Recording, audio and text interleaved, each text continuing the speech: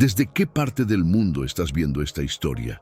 Déjamelo en los comentarios, porque lo que vas a escuchar hoy te va a hacer reflexionar sobre cuánto realmente conocemos a las personas que más amamos. Esta es la historia de Isabel, una mujer policía que creía tener la vida perfecta hasta que un día descubrió que los últimos 15 años de su matrimonio habían sido una mentira tan elaborada que ni siquiera ella, siendo detective, pudo verla venir. Isabel Morales llevaba 20 años en la policía de Barcelona. A los 42 años había visto de todo: asesinatos, robos, familias destrozadas, pero nunca imaginó que su propia vida se convertiría en el caso más doloroso que tendría que resolver. Era una mujer fuerte, de mirada penetrante y manos firmes, acostumbrada a desenmascarar mentiras ajenas, pero completamente ciega ante la mentira que vivía bajo su propio techo. Todo comenzó un martes lluvioso de octubre. Isabel regresaba a casa después de una jornada agotadora investigando un caso de fraude financiero. Al abrir la puerta de su apartamento, esperaba encontrar a su esposo Miguel preparando la cena, como siempre hacía. Pero la casa estaba vacía y en silencio. Sobre la mesa de la cocina había una nota escrita con la letra temblorosa de Miguel. Isabel, tuve que irme de emergencia a cuidar a mi hermana en Valencia. Regreso en una semana. Te amo. Isabel frunció el ceño. Miguel nunca había mencionado tener una hermana. En 15 años de matrimonio, siempre le había dicho que era hijo único, que sus padres habían muerto cuando él era joven y que no tenía familia. Pero la nota estaba ahí, con su letra, y ella decidió no darle más vueltas. Quizás era una hermana adoptiva o alguien a quien consideraba hermana. Miguel era un hombre reservado, pero honesto. O eso creía ella. Los días pasaron y Miguel no contestaba el teléfono. Isabel comenzó a preocuparse. Como policía, tenía acceso a bases de datos que la gente común no tenía, así que decidió buscar información sobre esta supuesta hermana en Valencia. Pero cuando introdujo el nombre completo de Miguel en el sistema, lo que apareció en la pantalla la dejó helada. No existía ningún Miguel Santana, nacido en Madrid el 15 de agosto de 1978. No existía ningún registro de la persona con la que había estado casada durante 15 años. Era como si su esposo fuera un fantasma, una identidad fabricada de la nada. Isabel sintió que el mundo se tambaleaba bajo sus pies. Con manos temblorosas comenzó a buscar más profundamente. Revisó documentos, certificados, registros de inmigración. Nada. Miguel Santana no existía oficialmente en ninguna base de datos gubernamental española. ¿Cómo era posible que alguien viviera 15 años con una identidad falsa sin que nadie se diera cuenta? Esa noche, Isabel no pudo dormir. Caminaba por la casa observando cada detalle, cada objeto personal de Miguel, buscando pistas que antes había pasado por alto. Abrió sus cajones, revisó sus documentos personales y encontró algo que la dejó sin aliento. Una caja pequeña escondida detrás de sus camisas. Dentro había un pasaporte brasileño a nombre de Carlos Eduardo Silva, con la foto de Miguel, pero 10 años más joven. El pasaporte estaba lleno de sellos de entrada y salida de diferentes países: Colombia, México, Estados Unidos, España. Las fechas mostraban que Carlos Eduardo Silva había llegado a España por primera vez en 2008, exactamente un año antes de que ella conociera a Miguel. Las manos de Isabel temblaron mientras sostenía el pasaporte. Su esposo no solo tenía una identidad falsa, sino que era brasileño, no español como siempre le había dicho. Pero eso no era todo. En la misma caja había fotografías. Fotografías de Miguel, O Carlos, con una mujer y 2 niños pequeños. En la parte posterior de una de las fotos estaba escrito en portugués: «Papai, te amamos, esperamos que voltes logo. Ana y Pedro 2015».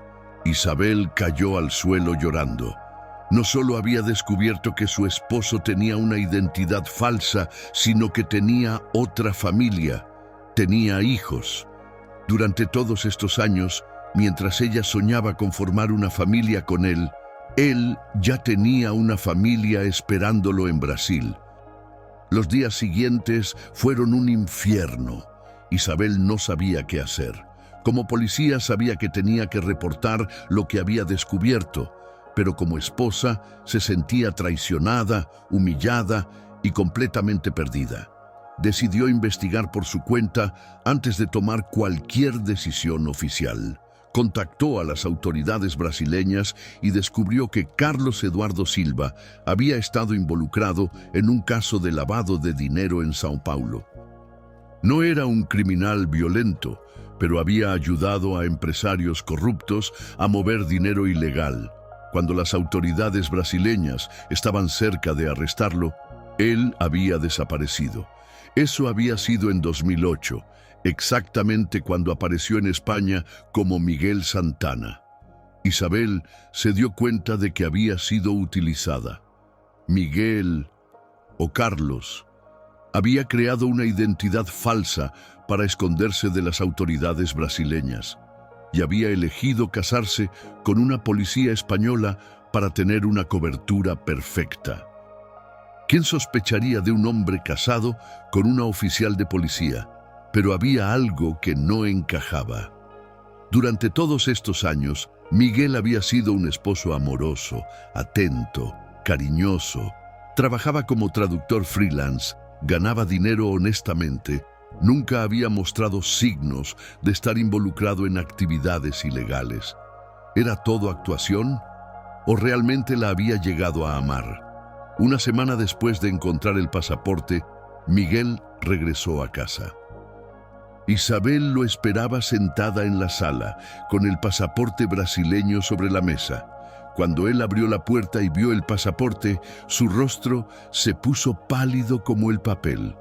«Isabel, yo puedo explicarte todo», dijo con voz quebrada. «¿Explicarme qué, Carlos?», respondió ella, pronunciando su nombre real como si fuera veneno en su boca. Miguel se derrumbó. Se sentó frente a ella y por primera vez en 15 años le dijo la verdad. Era cierto que había estado involucrado en lavado de dinero en Brasil, pero no por codicia, sino por desesperación. Su esposa María había sido diagnosticada con cáncer y necesitaba tratamientos costosos que el sistema de salud brasileño no cubría completamente. Un amigo le había ofrecido una forma rápida de ganar dinero ayudando a mover fondos de empresas. Él pensó que sería solo una vez, pero se vio atrapado en una red de corrupción. Cuando su esposa murió, él quiso salir, pero ya era demasiado tarde. Las autoridades lo estaban investigando y él tenía que huir para no ir a prisión y dejar a sus hijos huérfanos. Vino a España con la intención de quedarse solo unos años, ganar dinero limpio y regresar a Brasil para recuperar a sus hijos. «Pero entonces te conocí», dijo Miguel con lágrimas en los ojos. «Y por primera vez en años volví a sentir que podía ser feliz. Sé que estuvo mal, sé que te mentí, pero mi amor por ti siempre fue real. Cada día que pasaba contigo era más difícil decirte la verdad porque tenía miedo de perderte». Isabel escuchó en silencio, con el corazón partido entre la rabia y la compasión. «¿Y tus hijos? ¿Cómo pudiste abandonar a tus hijos?». Miguel le explicó que sus hijos estaban con los abuelos maternos en Brasil, que él les enviaba dinero todos los meses, que hablaba con ellos por teléfono regularmente, pero que ellos pensaban que él estaba trabajando en España temporalmente. Había estado planeando traerlos a España legalmente, pero necesitaba primero resolver su situación legal. «La hermana de Valencia no existe», continuó Miguel. «Fui a Brasil a ver a mis hijos. Ana va a cumplir 18 años y Pedro tiene 15.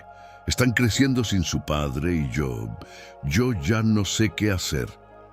Isabel se levantó y caminó hacia la ventana. Afuera, la vida seguía normal, pero dentro de esa casa, todo su mundo se había desmoronado. Era policía, había jurado proteger la ley, pero también era mujer. Había amado a este hombre durante 15 años. ¿Alguna vez pensaste en decirme la verdad?, preguntó sin voltearse. Todos los días, respondió Miguel. Pero cada vez que lo intentaba, veía lo feliz que eras conmigo y no podía destruir eso.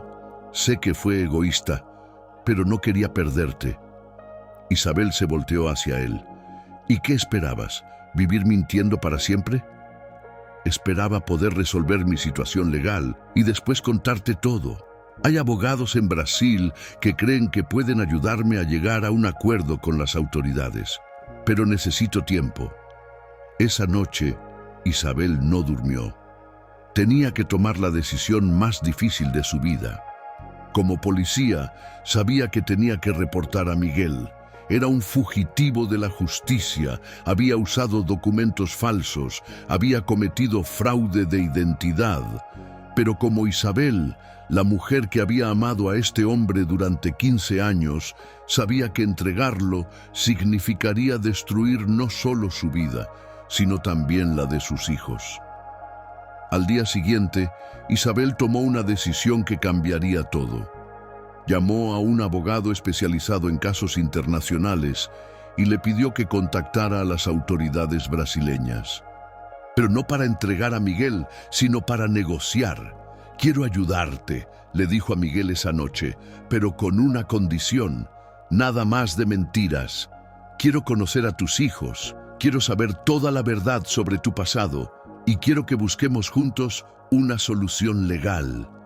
Miguel no podía creer lo que escuchaba. ¿Por qué harías esto por mí después de todo lo que te hice? Porque a pesar de todo, a pesar de las mentiras, creo que el hombre que se enamoró de mí era real.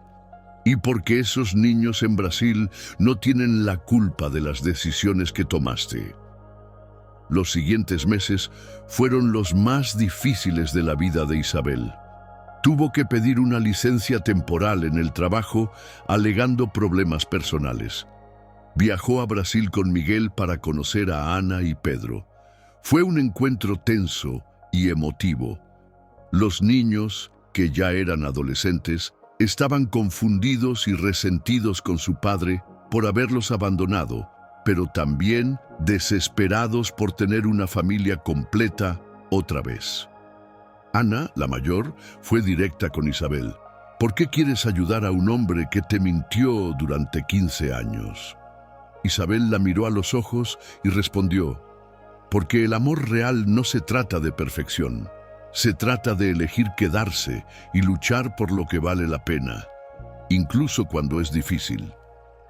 Con la ayuda del abogado, Miguel logró llegar a un acuerdo con las autoridades brasileñas. Tendría que pagar una multa significativa y hacer servicio comunitario, pero no iría a prisión. Parte del acuerdo incluía que él podría regularizar su situación en España y traer a sus hijos legalmente. Pero el camino no fue fácil. Isabel tuvo que enfrentar el juicio de sus colegas cuando eventualmente tuvo que explicar la situación a sus superiores. Algunos la entendieron, otros la criticaron por no haber reportado a Miguel inmediatamente.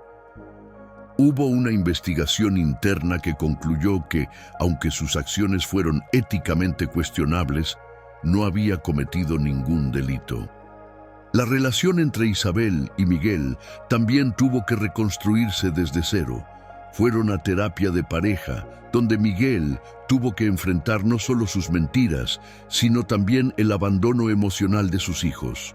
Isabel tuvo que aprender a confiar otra vez, a amar a un hombre que ahora conocía completamente, con todas sus fallas y errores.